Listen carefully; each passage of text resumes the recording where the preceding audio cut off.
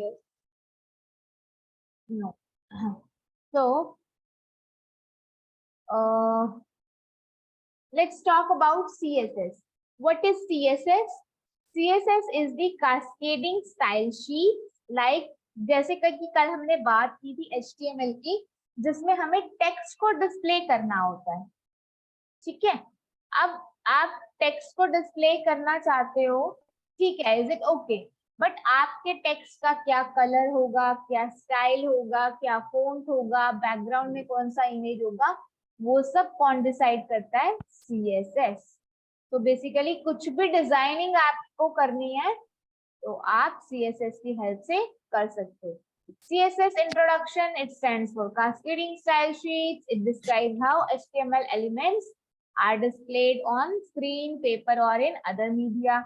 It saves a lot of work. It can control the layout of multiple web pages. External style sheets are stored in CSS file. So firstly, ये तो आप theory तो अपने आप पढ़ लोगे, I know आप लोग बहुत टैलेंटेड हो।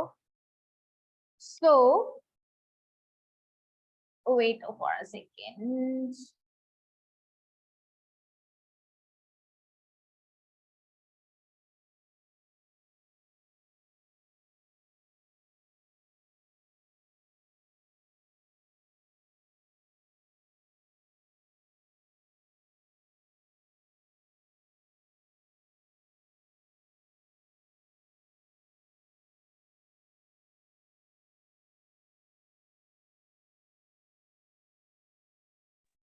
So, sorry for that.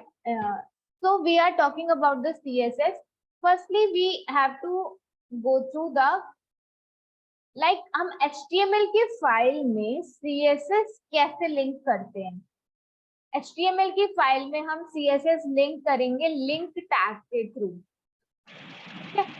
Link tag के थ्रू करेंगे हेड में, हेडिंग टैग में हम लिंक टैग के थ्रू CSS की फाइल को टैग करेंगे। देखो, angular bracket link relative aerial इसका एट्रीब्यूट है, बेटा म्यूट करो अपने आप को। Relative is equal to style sheet, then we will href में हम हमेशा लिंक देते हैं, देन स्टाइल जो हमारी CSS की फाइल का नाम है style dot CSS angular bracket close. Clear है? ठीक है, इस तरीके से हम अपनी स्टाइल। बेटा किसकी आवाज आ रही है?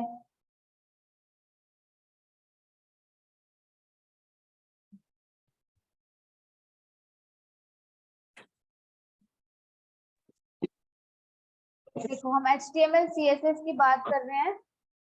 So we can link our CSS file by 3 ways: inline CSS, internal CSS and external CSS. Inline CSS क्या है, पहले बात कर लेते हैं इंटरनल inline CSS की। देखो, मैंने सपोज बॉडी टैग में h1 हेडिंग दिया, उसके बाद मैंने स्टाइलिंग दे दी इसको, जिसकी हमने कल भी बात करी थी। स्टाइलिंग दे दी हमने, कलर देना है इसको हमने रेड।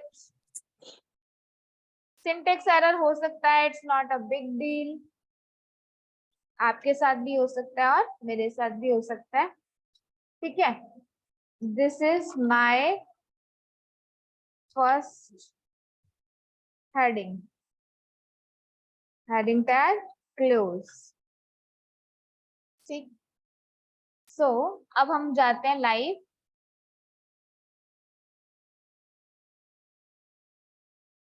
वेटिंग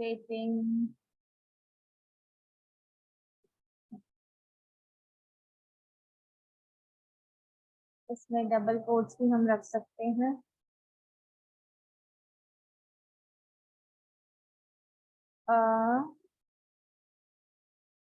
देखो, this is my first heading. तो मैंने क्या किया, अपने टैग के अंदर ही स्टाइल एट्रीब्यूट का यूज करके उसमें प्रॉपर्टी दे दी कि मुझे रेड कलर चाहिए। इसको हम क्या बोलते हैं? Inline CSS। देखो, मैं कमेंट का यूज कर रही हूँ, इनलाइन CSS। अब इंटरनल सीएसएस किसे कहेंगे? देखो इंटरनल सीएसएस में हम क्या करते हैं, हम ऊपर डिक्लेयर कर देते हैं हेडिंग टैग के बाद स्टाइल टैग। ठीक है, स्टाइल, मैं इसको कॉपी करती हूँ, आपको फिर समझाती हूँ। अब मैंने क्या किया, हेडिंग टैग के बाद मैंने इसको स्टाइल टैग को कॉपी कर लिया। अब स्टाइल टैग में मैं क्या कहना चाह रही हूँ कि जो स्टाइल टैग में मेरी बॉडी है ना, बॉडी में जितना भी कंटेंट है उसका बैकग्राउंड कलर हो जाए लाइट ब्लू, मेरे H1 जितने भी हैं उनका कलर हो जाए व्हाइट और अलाइनमेंट हो जाए सेंटर। जितने भी पैराग्राफ हैं उनकी फॉन्ट फैमिली चेंज कर दी मैंने और फॉन्ट साइज चेंज कर दिया और स्टाइल टैग को मैंने क्लोज कर दिया। अब मैंने बॉडी अपनी क्या दे रखी है, अब देखो मुझे ये हटाना पड़ेगा। चलो इसको ओवरराइट करके देखते हैं। मैंने इनलाइन सीएसएस भी लगाया हुआ है और इंटरनल सीएसएस भी लगाया हुआ है, इसको ओवरराइट करके देखते हैं। अब पैराग्राफ दे देते हैं इसमें, क्योंकि मैंने पैराग्राफ पे सीएसएस लगाई हुई है। लेट्स सी क्या होता है। देखो मेरी इनलाइन सीएसएस काम करेगी यहाँ पे। देखो मैंने H1 का कलर दिया था व्हाइट और अलाइनमेंट दी थी सेंटर, लेकिन इसने कौन सा उठाया, कलर उठाया रेड, और क्योंकि ये वाली प्रॉपर्टी ओवरराइड नहीं कर रही थी तो टेक्स्ट अलाइनमेंट दे दिया इसने सेंटर। अब देखो यहाँ पर भी मैं कलर दे सकती हूँ, इसको कलर दे देते हैं हम, सपोज मैंने इसका दे दिया पिंक दे दिया, तो you can see your paragraph turns into pink colour. तो इसको हम बोलते हैं internal CSS, internal CSS. Okay, तो इनलाइन हो गया, इंटरनल हो गया। अब एक्सटर्नल क्या होता है, एक्सटर्नल के लिए हम यूज करते हैं ये लिंक टैग, जो मैंने सबसे पहले क्लास स्टार्ट होते ही बताया था। लिंक REL, इसकी हम एट्रीब्यूट देते हैं, उसमें प्रॉपर्टी देते हैं कि हमारी कौन सी फाइल है, स्टाइल शीट है, और लिंक में हमने styles.css दी। ठीक है, अब styles.css में let me erase this for your better understanding. Okay. Oh, where is body tag?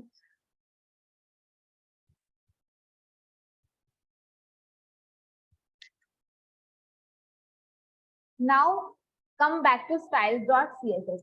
styles.css में मैं क्या करती हूँ, सपोज मेरे पास ये फिर से मैं एक हेडिंग ले लेती हूँ, this is my first heading, you can write anything here, and in the paragraphs I am writing lorem ipsum codes. It's a dummy code, lorem, enter and save. अब मैं क्या करूंगी, styles.css में जाऊंगी, H1 और P पे suppose मुझे क्या करना है, स्टाइलिंग करनी है, तो मैं क्या करूंगी, .h1 लिखूंगी। ठीक है, और यहाँ पे मैंने सपोज दे दिया कलर रेड, ये हो गया रेड। फिर मेरे को चाहिए पैराग्राफ पे, पैराग्राफ पे मैंने कर दिया। पैराग्राफ का मैं चाहती हूँ टेक्स्ट अलाइनमेंट हो जाए सेंटर। ठीक है, आप एक्सपेरिमेंट कर सकते हो कुछ भी। अब देखो फाइल, दोनों फाइल सेव कर दी। ओके, ये रन नहीं हुआ, let me check what's the error.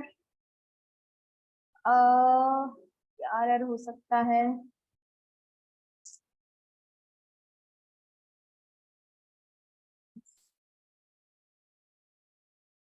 Late me check.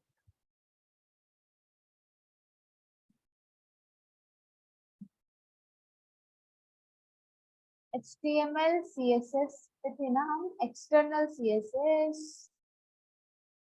Okay, style sheet को हमने कोटेशन में रखा है, ग्रेट, एंड देन हमने स्टाइल्स, ओके मैंने डॉट लगा दिया। तो यहाँ पे हम डॉट का यूज, अभी डॉट का यूज भी बताएंगे कैसे करते हैं। तो हमने देखो, हमें H1 पे अपने हेडिंग टैग पे और पैराग्राफ पे स्टाइलिंग देनी थी, तो मैंने उन दोनों को यहाँ ग्रैब कर लिया। करली ब्रैकेट्स में मैंने प्रॉपर्टी दे दी कि मेरे H1 का कलर होना चाहिए रेड और पैराग्राफ का अलाइनमेंट होना चाहिए सेंटर। देखो ये हो गया। अब मैं चाहती हूँ कि मेरे इसका कलर भी हो जाए, सपोज ब्लू एक्वा हो जाए, सेमीकोलन से हम इसको बंद करेंगे एंड अब ये एक्वा हो गया. सो through this way we can apply the external CSS. I hope it is clear to you guys. Yes ma'am. It is very very important क्योंकि जब भी आप CSS लगाओगे तो आपको ज्यादातर कोई भी मतलब ज्यादातर तो आप एक्सटर्नल CSS का यूज करोगे, लेकिन आपको इनलाइन सपोज आपको सिर्फ एक हेडिंग पे ही देना है तो आप पूरे पेज पे सपोज आपको एक किसी एक टैग को देना है तो you can use inline CSS. जैसे जैसे आप यूज करोगे यू विल नो कि कौन सा बेटर है और कहाँ पे मुझे कौन सा यूज करना चाहिए. तो देखते हैं CSS का सिंटैक्स हम वैसे यूज कर चुके हैं, फिर भी एक बार रिवाइज करते हैं. देखो सेलेक्टर क्या होता है, जो एलिमेंट हमने सेलेक्ट करना है. जैसे हमने H1 एलिमेंट को सेलेक्ट करना है, this is the H1 element, इसका सिंटैक्स बता रही हूँ. ठीक है, उसके बाद डेक्लेरेशन ब्लॉक जिसमें करली ब्रैकेट्स में हम स्टार्ट करते हैं. उसके बाद हम प्रॉपर्टी देंगे कि कलर चाहिए और हम उसकी वैल्यू देंगे. आप जितनी चाहे प्रॉपर्टीज आप उसमें दे सकते हो. It's there is no limitation कि हाँ एक देनी है दो देनी है, जितनी चाहो आप दे सकते हो. और आप उसको सेपरेट करोगे सेमीकोलन से. ठीक है, करली ब्रेसेस में सेमीकोलन से. CSS सेलेक्टर्स की हमने बात करी. जिस एलिमेंट पे हमने स्टाइलिंग करनी है उसको हम सेलेक्टर बोलते हैं. अब सेलेक्टर ना CSS में बहुत टाइप के होते हैं. CSS ID selector, class selector, then universal selector, grouping selector. ठीक है, and let's talk about the ID selector. Simple selector category में आते हैं ID और क्लास. देखो सपोज मेरे पास H1 नाम के दो हेडिंग है. ठीक है, this is my second heading. ठीक है, और यहाँ पर मेरे पास पैराग्राफ भी दो हैं. इसको भी मैं लॉरम एप्सम का दे देती हूँ डमी. ठीक है, तो अब क्या होगा, अब मैं यहाँ पर इनको ID दूंगी और क्लास दूंगी. अब ID कैसे देते हैं, देखो मैंने यहाँ पे यूज करना है. सपोज अब देखो अगर मैंने इसको सेव कर दिया तो मेरे जितने भी H1 टैग हैं ये सबका कलर क्या कर देगा, रेड कर देगा. और जितने भी पैराग्राफ टैग है उनका कलर एक्वा और अलाइनमेंट कर देगा सेंटर. इसको थोड़ा सा ब्राइट करते हैं, इसको करते हैं ब्लू करते हैं.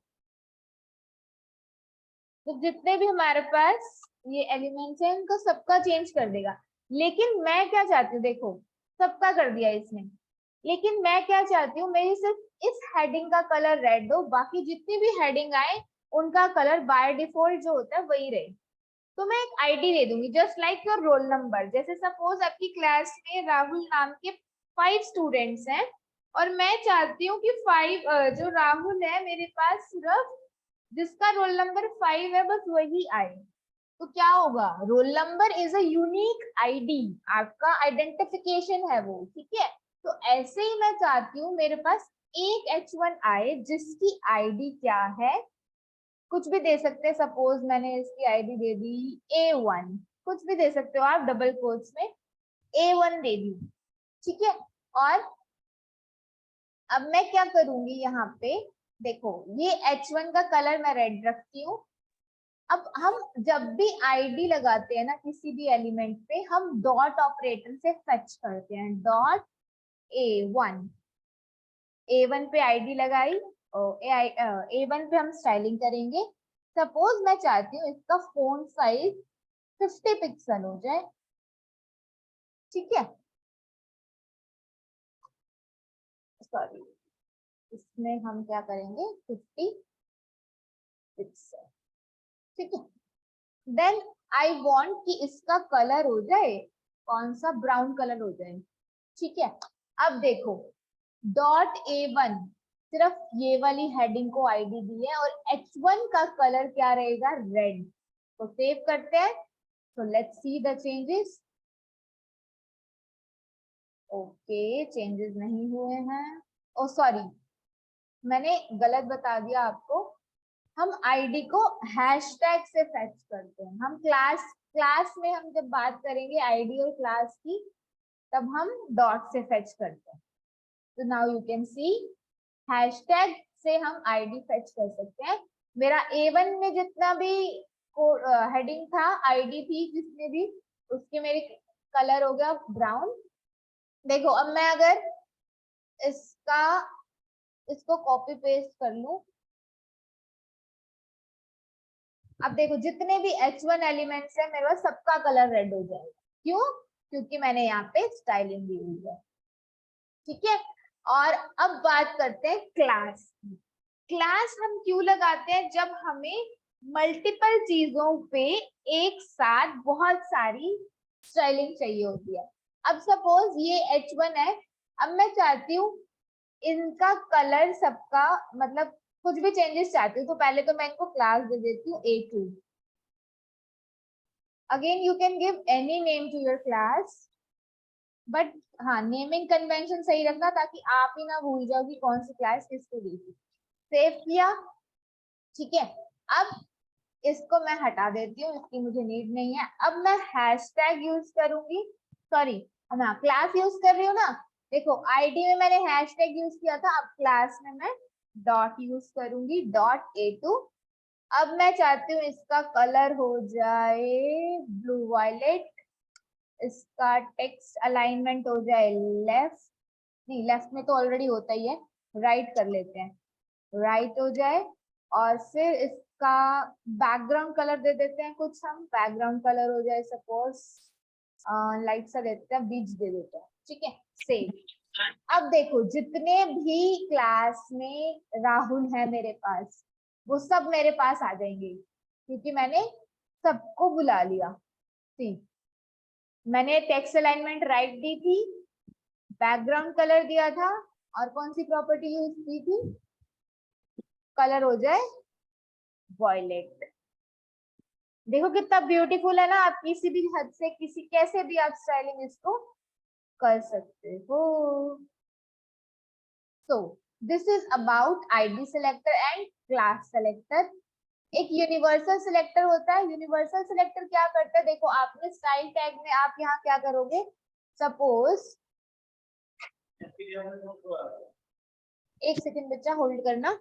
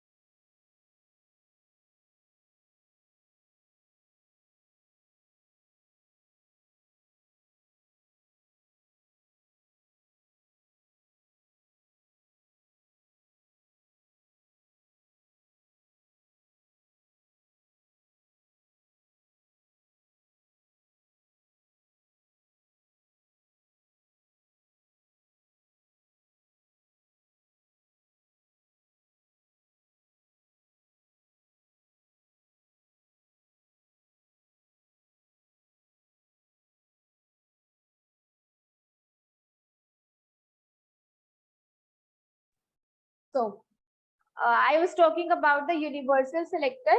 देखो यूनिवर्सल सेलेक्टर क्या होता है गाइस?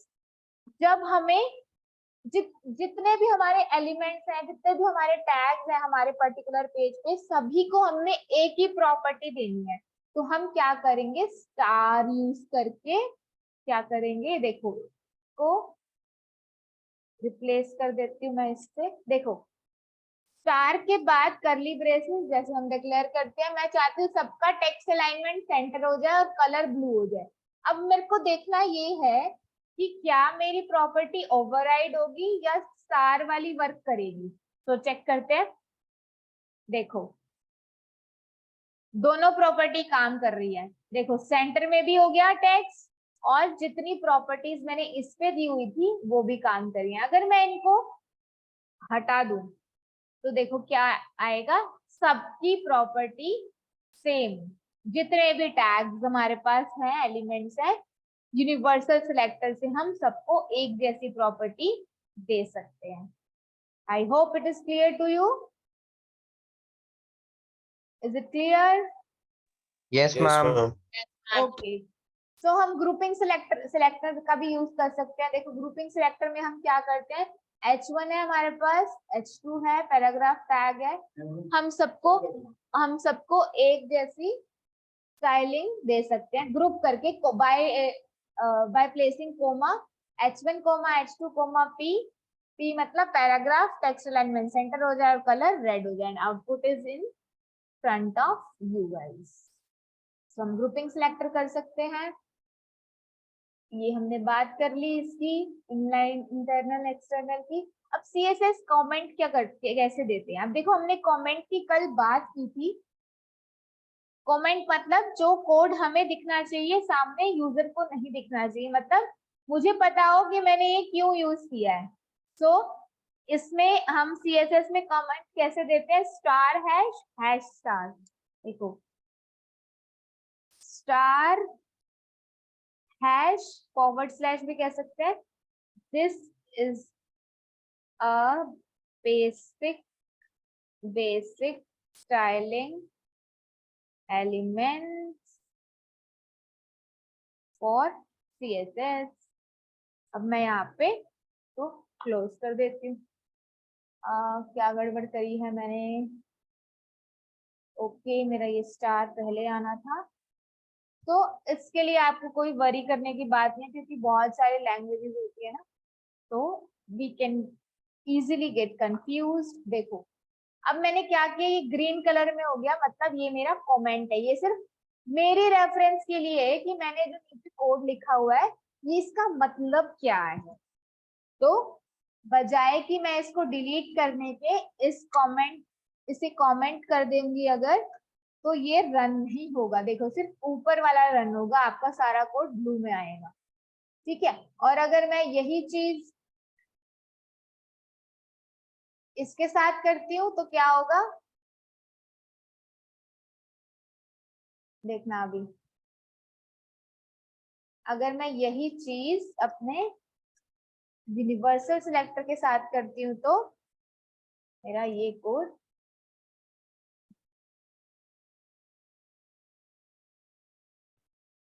मैंने फिर से गड़बड़ कर दी। तो अब मेरा नीचे वाला कोड रन होगा। देखो, so comment is basically to understand our code properly. CSS colours होते हैं बहुत सारे, कोई भी कलर आप उठा सकते हो, RGB कलर की फॉर्म में यूज कर सकते हो। लाइक आप वैल्यू दे सकते हो इस तरीके से। अब देखो जैसे मैंने क्या किया है, मैंने अपने कोड में सीधा कलर मेंशन कर दिया, लेकिन आप डिजिट्स भी मेंशन कर सकते हो, like 000255। It depends on you. देखो अब मैं अगर ये वाला कलर कॉपी पेस्ट कर लेती हूँ तो मेरे को उस तरीके से रिजल्ट जो होगा। HEX मतलब आपको एक कोड की फॉर्म में होगा, हेक्साडेसिमल वैल्यूज होंगी, जिससे अब देखो मैं ये कलर कॉपी करती हूँ, यहाँ पे पेस्ट कर देती हूँ। ठीक है, सेमीकोलन। अब मेरा कलर क्या हो जाएगा, रेड। ये देखो रेड हो गया। सो आप इस तरीके से कलर्स का यूज कर सकते हो। ह्यू, सैचुरेशन, लाइटनेस, इसकी हेल्प से आप परसेंटेज की हेल्प से कलर चेंज कर सकते हो, like this. I am copy pasting this because colour याद रखने की बिल्कुल भी नीड नहीं है गाइस, क्योंकि बहुत सारे कलर्स होते हैं। So it is not mandatory to learn each and every colour. ये देखो ब्लैक हो गया ये। ठीक है, तो आई गेस इसमें हमें HSL देना था। Okay, so I am pasting this and you will get your colour. So आप इस तरीके से कलर्स का यूज कर सकते हो, ये आप लोग देख लेना। CSS बैकग्राउंड, बैकग्राउंड में आपको क्या लगाना है, बैकग्राउंड कलर कैसा चाहिए वो आप बैकग्राउंड प्रॉपर्टी, बहुत सारी बैकग्राउंड प्रॉपर्टीज आपको दे रखी है इन्होंने, so you can go through that. क्योंकि once again I am saying कि ये हमारी रिएक्ट की ट्रेनिंग है, क्योंकि CSS इतना बड़ा है, इतना वास्ट है। CSS को अगर आप खुद अकेले सीखने बैठो तो it will take among your 25 to 30 days। अगर आप एक प्रोजेक्ट बेस्ड लर्निंग करते हो सीएसएस के साथ, तो ये बहुत बड़ा है, ठीक है। तो हम जस्ट ओवरव्यू ले रहे हैं ताकि हमारे बेसिक्स क्लियर हो जाए, हम स्टाइलिंग कैसे कर सकते हैं वो सब, ठीक है।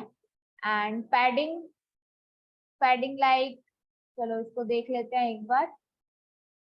देखो div टैग, कल मैंने बताया था div टैग का बहुत इंपॉर्टेंट रोल होता है, चाहे वो HTML हो, चाहे CSS हो, फिर जावास्क्रिप्ट हो या फिर रिएक्ट हो, ठीक है। अब मैंने, आप एक मिनट के लिए इसको भूल जाओ। अब नीचे देखो, मैंने div टैग का यूज किया है, ठीक है। अब मैं क्या चाहती हूँ, मेरा जो div टैग है उसका बॉर्डर हो जाए 1 pixel solid black, background colour light blue, top से पैडिंग, पैडिंग मतलब मेरा कंटेंट में और मेरे टेक्स्ट में कितने पिक्सल का डिफरेंस हो, राइट से कितना डिफरेंस हो, बॉटम से और लेफ्ट से। चलो इसको चेंज करते हैं, 2 पिक्सल कर देते हैं, इसको मैं कर देती हूँ येलो, इसको मैं कर देती हूँ ओनली ब्लू, ठीक है। इसको मैं कर देती हूँ 5 पिक्सल, 30 रहने देते हैं, इसको 15 कर देती हूँ एंड इसको 8 कर देती हूँ। Just random things I am doing. चलो रन करते हैं, ये देखिए मेरा बैकग्राउंड कलर हो गया ब्लू, 2 पिक्सल मेरा बॉर्डर हो गया, येलो आउटलाइन हो गया और पैडिंग पूरी चेंज हो गई। तो आप, पैडिंग मतलब बेसिकली मार्जिन होता है जो हम टेक्स्ट और बॉक्स के बीच में देते हैं। तो पैडिंग बेसिकली हम टॉप राइट बॉटम लेफ्ट से देते हैं। जब ये आप मेंशन करते हो तो मतलब 25 पिक्सल टॉप से है, 50 पिक्सल राइट से है और बॉटम से 75 पिक्सल है, लेफ्ट से 100 पिक्सल है। So you can go through this also. Height and width दे सकते हो, कितनी आपको अपने div एलिमेंट की हाइट चाहिए। हाइट देखो ये 200 पिक्सल चाहिए, विड्थ आपको बताएगी कि विड्थ कितनी होनी चाहिए, 50%। इसको चेंज करके हिट एंड ट्रायल करते हैं, 100 पिक्सल हो जाए और ये 100% हो जाए। सो इसको रन कर लेते हैं। सो देखो विड्थ मेरी पूरी स्क्रीन के बराबर हो गई क्योंकि मैंने 100% दी थी, और हाइट मेरी कम होगी क्योंकि मैंने 100 पिक्सल दी थी। तो आप इसे प्ले कर सकते हो। CSS box model is very very important, जो लोग CSS में पहले सीखना चाहते हैं, ठीक है। CSS बॉक्स मॉडल में हमारे पास सबसे पहले कंटेंट होता है, फिर पैडिंग होता है, बॉर्डर, देन मार्जिन। देखो अब देखो सबसे पहले आया ये कंटेंट, फिर ये सारी क्या है पैडिंग, जो ये ग्रे कलर का आपको स्पेस दिख रहा है इसको हम बोलते हैं पैडिंग। एंड देन जो आपको ग्रीन कलर से दिख रहा है ये है बॉक्स का बॉर्डर। डिव एलिमेंट अपने आप में एक बॉक्स क्रिएट करता है हमेशा, ठीक है। जैसे आपको बॉक्स क्रिएट करना है तो you can use div element. और जो ग्रीन कलर के बाहर आपको ये व्हाइट स्पेस दिख रहा है कंटेंट के नीचे CSS, इसके बाद जो आपको बॉक्स के चारों साइड स्पेस दिख रहा है, मार्जिन दिख रहा है, उसको हम बोलते हैं मार्जिन 20 पिक्सल। देखो मैं इसको कम करती हूँ, 10 करती हूँ तो आपको चेंज नजर आएगा। ये देखो जितना आपको मार्जिन चाहिए आप में दे सकते हो, बाकी विड्थ दे सकते हो, लाइट ग्रे कलर की जगह आप लाइट ग्रीन कर लो तो आपका ग्रीन कलर में चेंज हो जाएगा। इस तरीके से आप बॉक्स मॉडल को पढ़ लेना, बहुत इंपॉर्टेंट है, ठीक है। CSS आउटलाइन, आउटलाइन देख लेना किस तरीके से होती है, style, colour, width, offset change होता रहता है। इसमें देखो बॉर्डर के वेरिएशन है, dotted, dash, solid, double border चाहिए, ग्रूव में चाहिए, रिच चाहिए, वो सब आप देख सकते हो। CSS टेक्स्ट, टेक्स्ट बोले तो कलर, कलर कैसा होना चाहिए, टेक्स्ट कलर कैसा होना चाहिए, बैकग्राउंड कलर कैसा होना चाहिए, टेक्स्ट का अलाइनमेंट क्या होना चाहिए, ठीक है। सेंटर राइट लेफ्ट तीन अलाइनमेंट होते हैं, जस्टिफाई आपको चारों साइड से जस्टिफाई करके दे देगा। टेक्स्ट डेकोरेशन क्या होनी चाहिए, देखो टेक्स्ट डेकोरेशन देख लेते हैं। ओवरलाइन मतलब टेक्स्ट के ऊपर लाइन चाहिए, लाइन थ्रू मतलब टेक्स्ट के बीच में लाइन चाहिए, स्ट्रोक कहते हैं जिसे हम। अंडरलाइन करना है तो टेक्स्ट डेकोरेशन प्रॉपर्टी को अंडरलाइन से यूज कर सकते हो। फिर टेक्स्ट डेकोरेशन ओवरलाइन भी चाहिए, अंडरलाइन भी चाहिए, तो आप ओवरलाइन अंडरलाइन का यूज कर सकते हो। फिर टेक्स्ट डेकोरेशन का कलर कैसा चाहिए वो भी आप डिफाइन कर सकते हो टेक्स्ट डेकोरेशन कलर प्रॉपर्टी के थ्रू। देन स्टाइल कैसा चाहिए वो आप स्टाइल प्रॉपर्टी लाइक डबल चाहिए, डॉटेड चाहिए, सिंगल चाहिए, ग्रुप चाहिए, वो सब आप इसकी हेल्प से कर सकते हो।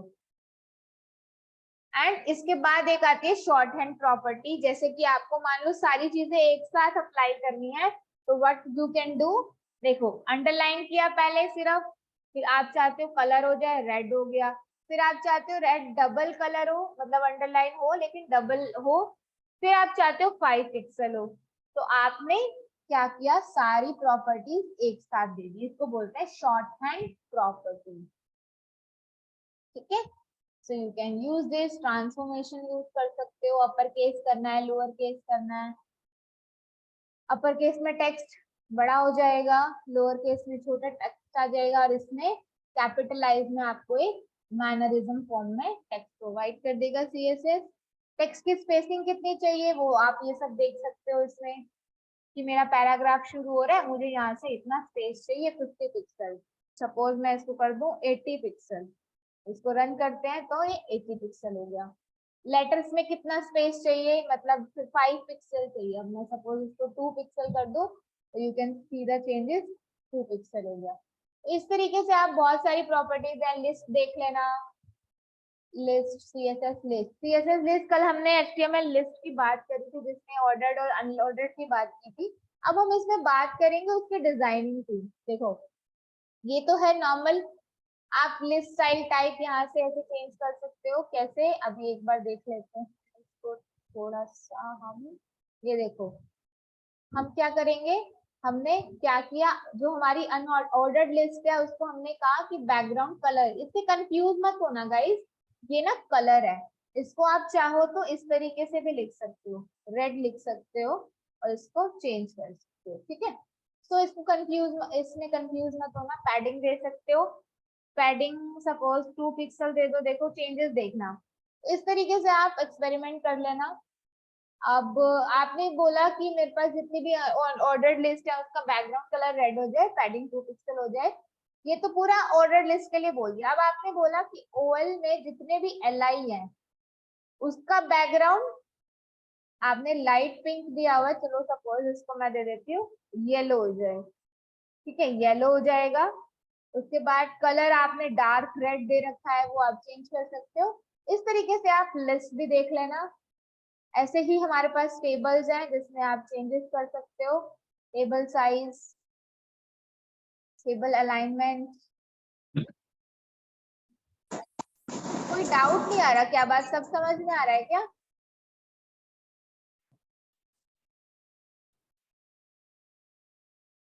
सब समझ में आ रहा है? Is Nandita there? Nandita? Yes ma'am. Nandita attendance ले लेना बेटा। Yes ma'am. Okay, so guys एक चीज और, जैसे आपने अपना नेम लिखा हुआ है ना यहाँ पे जूम पे, तो नेम के साथ please mention your roll number as well, because attendance लेने में बहुत प्रॉब्लम हो रही है, सो आप अपना रोल नंबर भी लिख लो साथ में, ताकि बाद में आप लोग मुझे ये ना बोलो कि मैम हमने तो क्लास लगाई थी सर्टिफिकेट नहीं मिला एंड ऑल। ठीक है, क्लियर है इतना? सो CSS डिस्प्ले,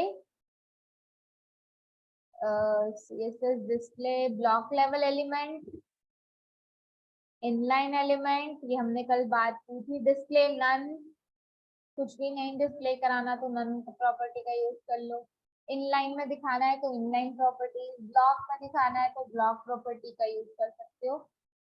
मैक्स वेट कितनी चाहिए वो सब आप देख लेना, position, overflow, Z index. CSS float क्या होता है, देखो अगर हमें अपनी इमेज को फ्लोट कराना है, मतलब अभी देखो मैंने क्या किया हुआ है, मैंने एक पैराग्राफ में एक इमेज दी हुई है, स्टाइल विड्थ हाइट सब कुछ दिया हुआ है, और मैंने सीएसएस लगाया हुआ है कि फ्लोट राइट, फ्लोट राइट मतलब मेरी इमेज को राइट में रखो, तो यहाँ से मैं इसको लेफ्ट में भी कर सकती हूँ, तो ये लेफ्ट में आ जाएगी।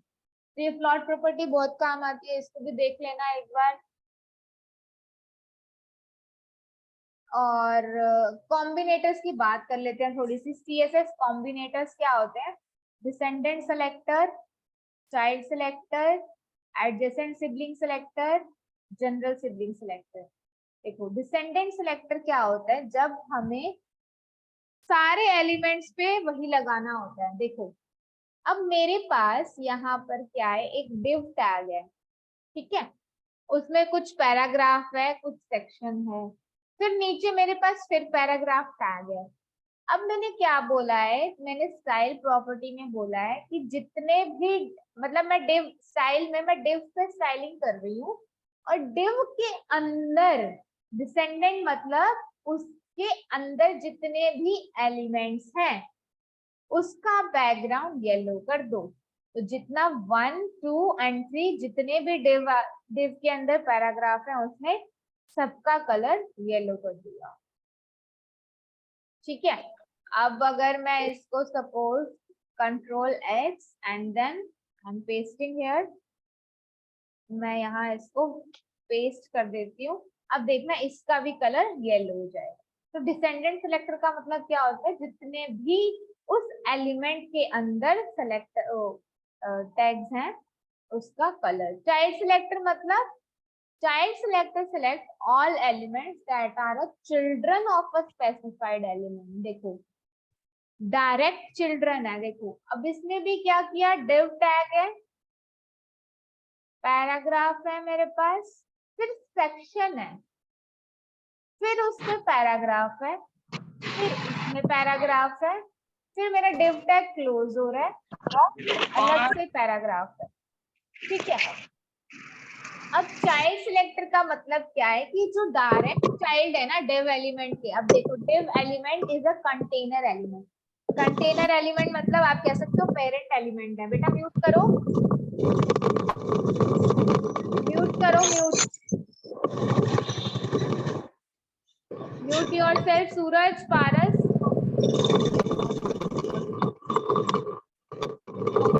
तो अब div के अंदर जितने भी चाइल्ड एलिमेंट्स हैं उनका कलर येलो हो जाए। सपोज मैं कहती हूँ इनका कलर रेड हो जाए, ठीक है। अब देखो सेक्शन के अंदर जो पैराग्राफ है वो कलर चेंज नहीं होगा, क्यों? क्योंकि वो डायरेक्ट चाइल्ड नहीं है div का, ये किसका चाइल्ड है, सेक्शन का। सो जितने भी पैराग्राफ एलिमेंट्स विदाउट, जो भी डायरेक्ट चाइल्ड है उन्हीं का कलर रेड होगा, बाकियों का नहीं होगा। बेटा mute yourself please. Are you listening to me? I guess ये बाइक पे चल रहा है कहीं और अपना मजे से क्लास ऑन करके भूल गया है। So this is a child selector. Now let's talk about adjacent sibling selector.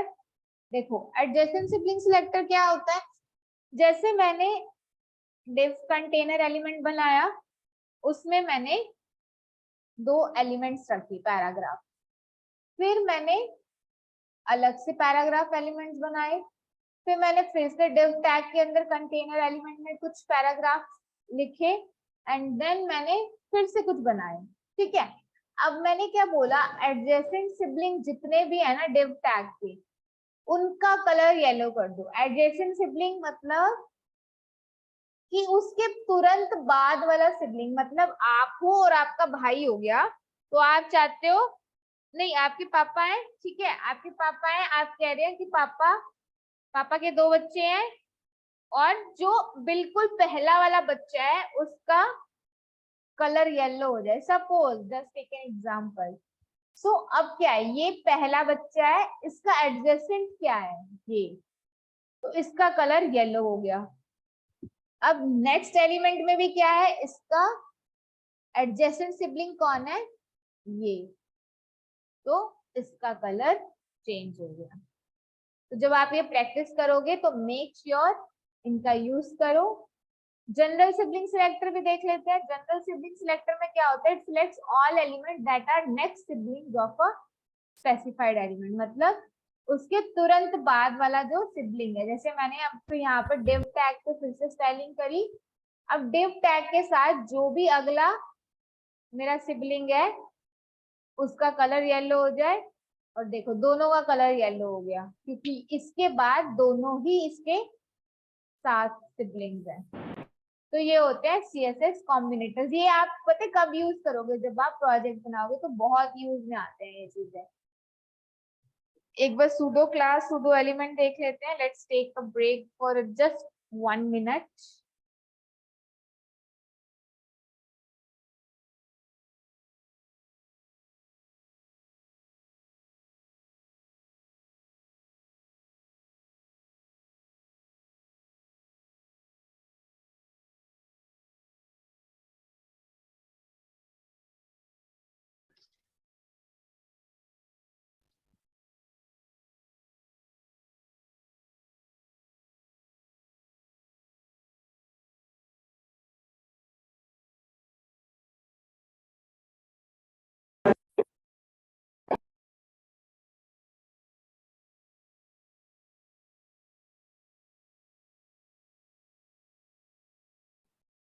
So let's back to the pseudo classes. Pseudo classes क्या होते हैं? Pseudo class is, बेटा कोई डाउट नहीं है आप लोगों को? आप लोग सुन भी रहे हो या नहीं? क्योंकि मुझे नहीं लगता ऐसे, मतलब सुन रहे हैं मैम। तो आप लोगों को कोई डाउट नहीं है? कोई डाउट नहीं आ रहा? सब समझ में आ रहा है? Yes, ma'am.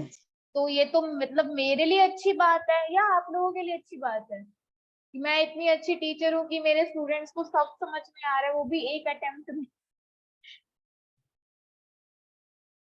Okay, no problem. अच्छा ये बताओ मुझे, प्रोजेक्ट समझ? हाँ जी, इसीलिए। अच्छा ट्राई नहीं किया इसीलिए। कोई नहीं, ट्राई करो, क्योंकि हमारा सैटरडे को डाउट सेशन रहता है, तो आई मेक श्योर कि आपके वहां पर डाउट्स आए। और कल हमारा जावास्क्रिप्ट का सेशन है, तो जावास्क्रिप्ट के बारे में देखना है हमें कल। देखो बेटा CSS ना बहुत वास्ट है, मैं सिर्फ आपको रिफ्रेशमेंट दे रही हूँ इसमें, जैसे कि आपकी थोड़ा सा रिफ्रेश हो जाएगी। हाँ ये भी होता है, वो भी होता है, ऐसे भी हो सकता है, वैसे भी हो सकता है। तो it's not a basic, like मैं सिर्फ आपको ओवरव्यू दे रही हूँ। तो आप ये मत समझना कि मैम ने तो ये नहीं कराया CSS में, क्योंकि हमारी रिएक्ट की ट्रेनिंग है। ठीक है, again I am saying, still I am taking your doubts with my open heart. And Saturday को आप किसी भी तरीके का डाउट, रिएक्ट से रिलेटेड, CSS से रिलेटेड या जावास्क्रिप्ट से रिलेटेड, कोई भी डाउट हो प्रोजेक्ट से रिलेटेड, तो आई कैन टेक दैट। हाँ, और बूटस्ट्रैप का प्रोजेक्ट भी दिया था ना मैंने आपको, सो आप उसको भी ट्राई करना। जितने प्रोजेक्ट बनाओगे ना उतना ही आपका माइंड क्लियर होगा, क्योंकि हैंड्स ऑन एक्सपीरियंस नहीं होगा। आप ऐसे कोड लिख लोगे, आपका रन हो जाएगा 100%। आप W3 स्कूल्स की हेल्प लेकर कर सकते हो, लेकिन जब प्रोजेक्ट बनाओगे आप देखोगे मुझे एक इमेज अलाइन करनी है, इसकी विड्थ कैसे लूं, इसकी हाइट कैसे लूं, then you will grow, then आपकी जो लर्निंग है वो ग्रो होगी। जितने भी यहाँ पे बैठे हैं मेरे स्टूडेंट्स, हिमांशु है और आई गेस रवि है, और कौन है, हर्ष है। सो ये स्टूडेंट्स जानते हैं कि इन्होंने प्रोजेक्ट्स पे काम किया है। अक्षय भारद्वाज है, so they know the things, and उन्होंने बहुत क्लासिक प्रोजेक्ट्स बनाए हैं जब इनका सब्जेक्ट था HTML CSS। सो आप लोग भी बहुत अच्छे से बना सकते हो। So let's talk about pseudo class. Pseudo class क्या होती है? It's a used to define a spatial state of an element. मतलब कोई स्पेशल स्टेट, मतलब जैसे कि मैं होवर करूं तो ग्रीन से ब्लू हो जाए, देखो हो रहा है, ग्रीन से ब्लू हो जाए। Click me to get focus, इस पे क्लिक करूं तो इसका कलर ब्लैक हो जाए। ठीक है, एंकर सूडो क्लास, ये सब सूडो क्लासेस है। देखो हाईलाइट होवर करूं तो ये कलर हो जाए, डिव पे होवर करूं तो बैकग्राउंड कलर ब्लू हो जाए, देखो होवर करूं तो ब्लू हो जाए। तो आप वो किस पे लगा सकते हो? ये सिंगल कॉलम से, ये देखो सिंगल कॉलन से you can apply the pseudo class. Simple tooltip hover, देखो इस पे क्लिक करूं तो टड़ा हियर आई एम नजर आ गया मुझे।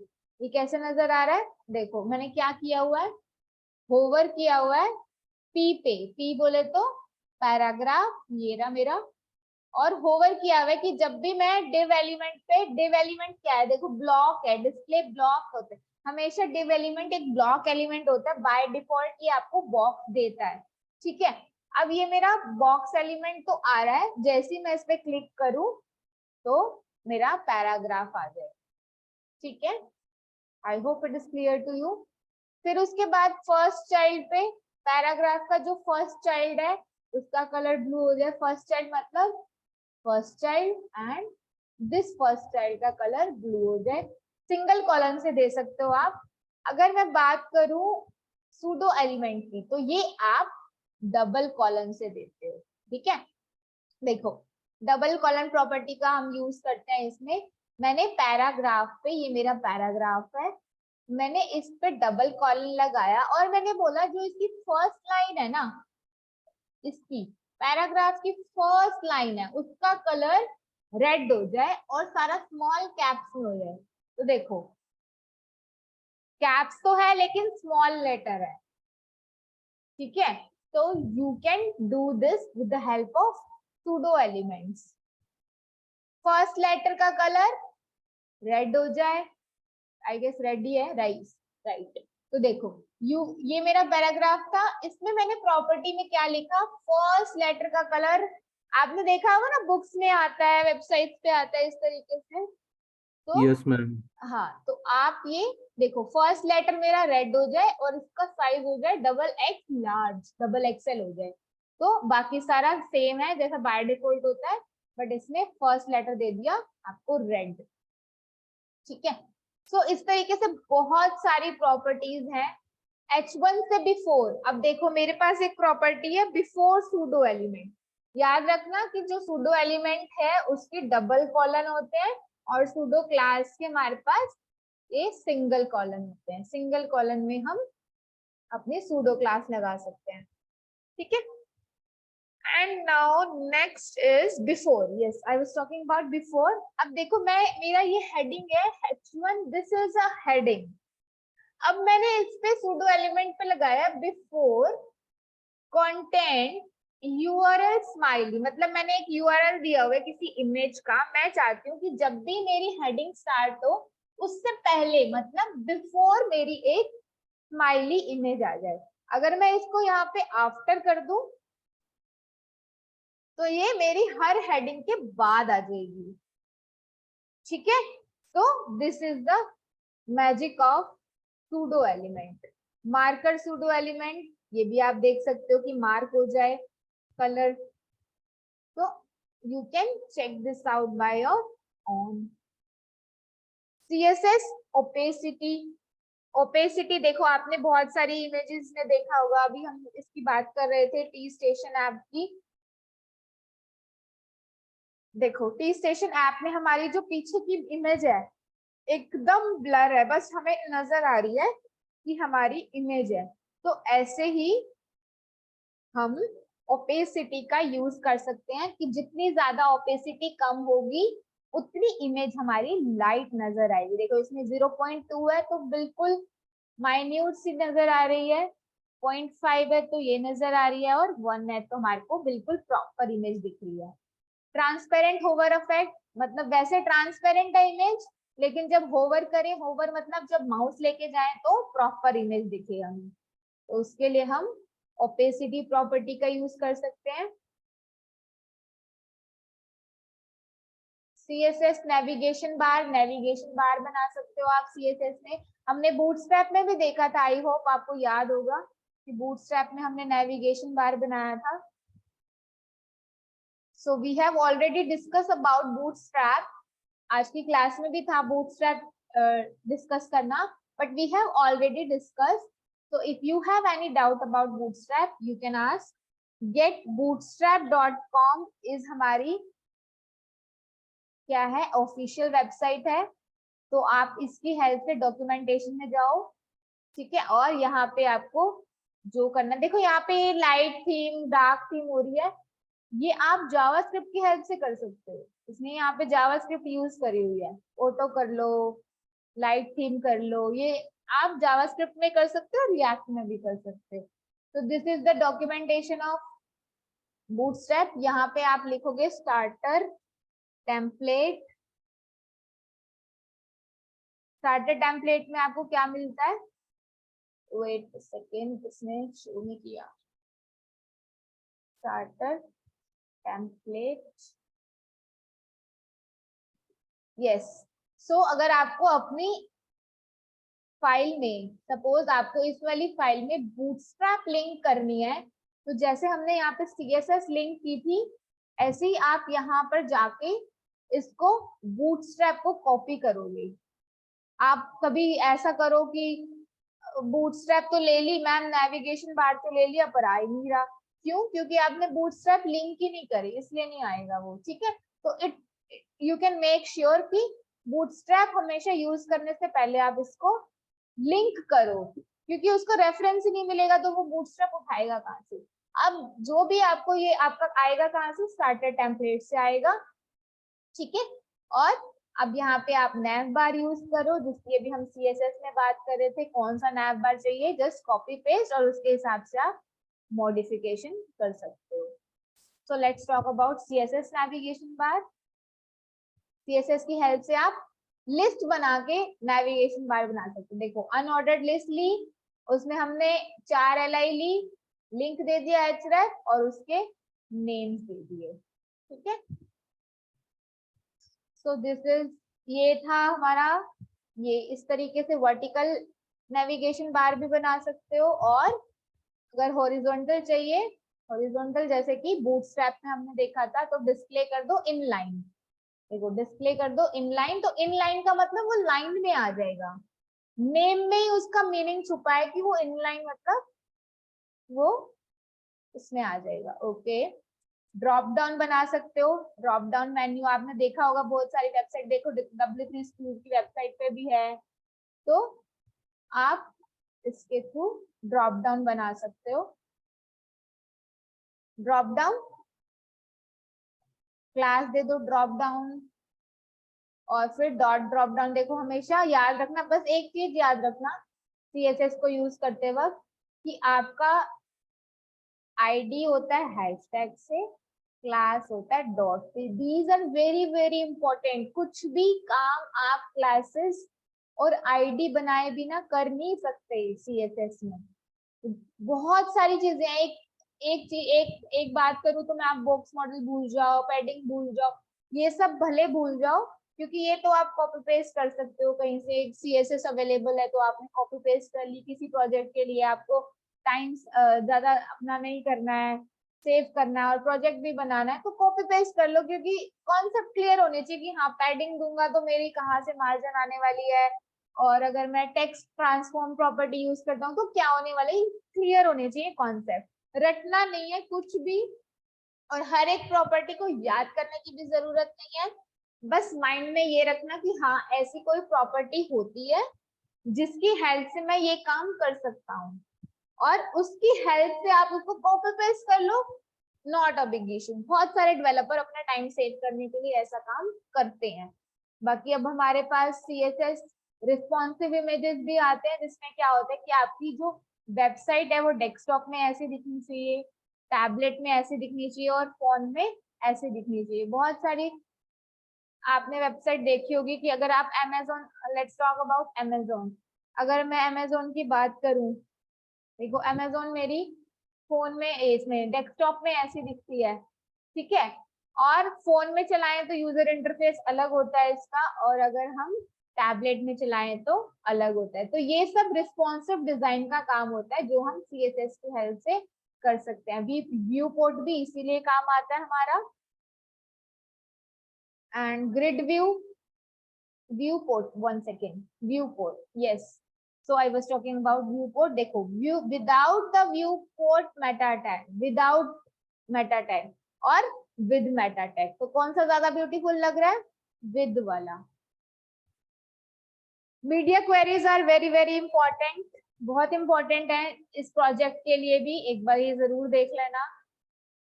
बेसिकली मीडिया क्वेरीज होती क्या है, आपको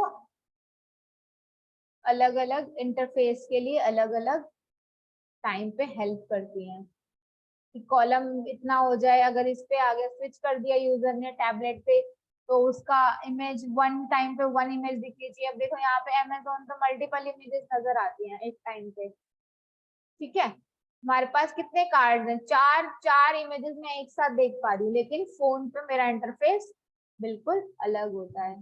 तो you can make Amazon website demo dummy also, it can be based on CSS, yes, इसमें CSS यूज है। एंड वन मोर थिंग आपको बताओ, एक बहुत इंटरेस्टिंग बात कि हम CSS में ना वेरिएबल्स भी बना सकते हैं। अब देखो इसमें बहुत वेरिएबल्स बनाए हुए हैं इन लोगों ने। देखो हम क्या करेंगे, ये देखो वेरिएबल्स का सेक्शन है, कॉलन, मैंने सूडो क्लास की बात करी थी, सूडो क्लास लगी हुई है रूट पे। रूट मतलब, रूट बोले तो पूरे पेज पे आपकी CSS लगी हुई है। कॉलन रूट से आप CSS अप्लाई कर सकते हो। वेरिएबल कैसे डिक्लेयर करोगे, हाइफन हाइफन, प्राइमरी कलर क्या देना है, just mention that, then primary colour light क्या देना है वो मेंशन करो, ग्रे को आप कलर मेंशन कर सकते हो। स्पेसिंग हमेशा आपको हर जगह कितनी देनी है, 0.25 rem, रेडियस 0.5 rem, और ट्रांजिशन आपको जब भी किसी चीज पे किसी इमेज पे होवरिंग हो तो आप 0.3 सेकेंड लीनियर ट्रांजिशन दे सकते हो। मैम ये वेरिएबल डिक्लेयर करने का मतलब क्या हुआ इसमें? वेरिएबल क्या कह रहे हो बेटा, क्या डाउट है आपका? मैम जो आप ये बता रहे हैं कि वेरिएबल डिक्लेयर कर सकते हैं, इसका क्या मतलब हुआ मैम? देखो एक बार मतलब, मतलब हाँ बताएंगे मतलब, पेज पे क्या हो देखो रहा है? हाँ मैं बताती हूँ। देखो वेरिएबल जस्ट इन केस, वैसे तो हम लैंग्वेजेस में यूज करते हैं, जैसे कि जावास्क्रिप्ट हो गई और हमारी पाइथन हो गई और रिएक्ट हो गई, लेकिन CSS में हम वेरिएबल्स क्यों बनाते हैं? वेरिएबल का मतलब होता है वैल्यू को स्टोर करना, हमने किसी वैल्यू को स्टोर कर दिया। अब देखो हमारे पास प्राइमरी कलर है, हमने इसमें कलर की वैल्यू को स्टोर किया हुआ है। इसका मतलब क्या है कि मेरी जितनी भी, अब देखो मैंने यहाँ पे फोन फैमिली में कलर दे दिया FF प्राइमरी, ठीक है, कलर यहाँ पे बैकग्राउंड में दे दिया कलर वाइट। तो इसका मतलब क्या है कि जब भी मैं ये चीज यूज करूं वेरिएबल कलर वाइट, तो मेरा हमेशा यहाँ से उठाए ये कलर और वहां पे इसको इनपुट कर दे, ये वाला कलर उठाए, नहीं ये वाला कलर उठाए और यहाँ पे इनपुट कर दे, क्योंकि मैं बार बार वही चीज दोबारा नहीं लिखना चाहती। अब देखो अगर मैं ये वेरिएबल नहीं डिक्लेयर करती तो मुझे इसका पूरा नाम देना पड़ता। देखो अब मेरे को अगर सपोज नीचे कहीं और भी यूज करना है, यहाँ पर सपोज यूज करना है, तो मुझे फिर से वही नाम देना पड़ता। लेकिन वेरिएबल का फायदा क्या है, मैंने उसमें वैल्यू स्टोर कर दी और अब जब भी मैं इसको कॉल करूंगी ये इसके पास जाएगा, चेक करेगा, अच्छा फैक्ट है साथ प्राइमरी, यहाँ पर जाएगा ये वाला फोन, चलो ठीक है ये वाला फोन कर देते। तो this is the magic of variable in CSS। ज्यादातर हम CSS में वेरिएबल्स नहीं डिक्लेयर करते, जस्ट इन केस आपको इस प्रोजेक्ट में नीड पड़ जाए, इसलिए मैंने आपको समझा दिया कि ये आपका वेरिएबल। अब देखो ट्रांजिशन करना है आपको, कहाँ, हर पे, ऑल पे 0.3 सेकेंड का लीनियर। अब देखो ट्रांजिशन प्रॉपर्टी जहां जहां यूज होगी तो वहां पे ये देखो ट्रांजिशन प्रॉपर्टी जहां जहां यूज होगी तो वो हमेशा ही लीनियर ले लेगा, लीनियर इफेक्ट आपको उठा के दे देगा। ये देखो यहाँ पर भी लीनियर इफेक्ट दे देगा। आई hope it is clear. Yes ma'am. Ma'am it's like हमने एक डिफॉल्ट फंक्शन बना दिया है और हम उसको कभी भी कहीं भी यूज कर पा रहे हैं, बस हमें बस कॉल हाँ, करना है उसको एक डोंट जगह। Call it as a function, call it a variable. तो फंक्शन में ओके हम मैम। जैसे फंक्शन में भी हम कॉलिंग करते हैं, ऐसे ही हम वेरिएबल में एक वैल्यू पड़ी हुई है, जैसे जैसे एक मान लो आपके घर में राजमा का डब्बा है, चावल का डब्बा है और दाल का डब्बा है। जब भी आपको राजमा जरूरत पड़ेगी तो आप उस राजमा वाले कंटेनर को उठाओगे, उसमें से राजमा यूज करोगे और उस कंटेनर को वापस रख दोगे। जस्ट लाइक दैट, जैसे हम उसमें अपना चीजों को स्टोर करके रखते हैं, ऐसे ही हम वेरिएबल्स में वैल्यूज को स्टोर करके रखते हैं और फिर जब हमें जरूरत पड़ती है उसको वहां से हम उठा के यूज कर सकते हैं। क्लियर है? Yes ma'am. ठीक है। So responsive media is very very important. तो मैं आपको बता देती हूँ CSS में आपको बेसिकली कितना पढ़ना है। आप लिंक फाइल को कैसे लिंक करते हैं ये देख लेना, यहाँ तक आपको सारा देखना है। ठीक है, बहुत बहुत ही आपका ये 1-2 घंटे में हो जाएगा, बहुत ध्यान से करोगे तो। ठीक है, उसके बाद Z-इंडेक्स ओवरफ्लो अगर आप ओवरव्यू ले लेना, इंपॉर्टेंट है पर बहुत ज्यादा भी नहीं। Combinator pseudo class pseudo element कर लेना एंड देन आप ये कर लेना responsive media, media queries, grid system एक बार देख लेना बस, इतना मतलब बहुत ज्यादा डीप में मत जाना क्योंकि ये आपका AIML से कितने बच्चे हैं? रेज योर हैंड्स जो अभी फर्स्ट ईयर कंप्लीट हो चुका है जिनका AIML में। 1 2 3 5 6 7 8 9 10 13 15 ओके। सो गाइस आपका तो एक सब्जेक्ट भी आने वाला है AIML, AIDS and cyber security. तीनों ही स्ट्रीम्स का ये सब्जेक्ट आने वाला है, इंटरनेट एंड वेब टेक्नोलॉजी, जिसमें आपका ये सिलेबस रहेगा HTML, CSS, JavaScript and Python. तो आप उसमें ये बहुत अच्छे से रिवाइज कर सकते हो क्योंकि हम रिएक्ट की ट्रेनिंग में है, इसलिए हमें अभी सिर्फ ओवरव्यू लेना है ताकि जब मैं CSS यूज करूं अपने रिएक्ट के प्रोजेक्ट में तो आप कंफ्यूज ना हो कि मैम ने ये क्या कर दिया। तो इसलिए हमने एक रिफ्रेशमेंट क्लास यहाँ पे रखी थी। तो अगर किसी को कोई डाउट है तो you can ask, otherwise we are done for the day. Any doubt related to class, related to project, anything? Ma'am attendance को लेकर मैम डाउट है मैम। बोलो। मैम अटेंडेंस मैम कब होती है मैम, पता नहीं चलता मैम। तो अटेंडेंस बेटा ऐसे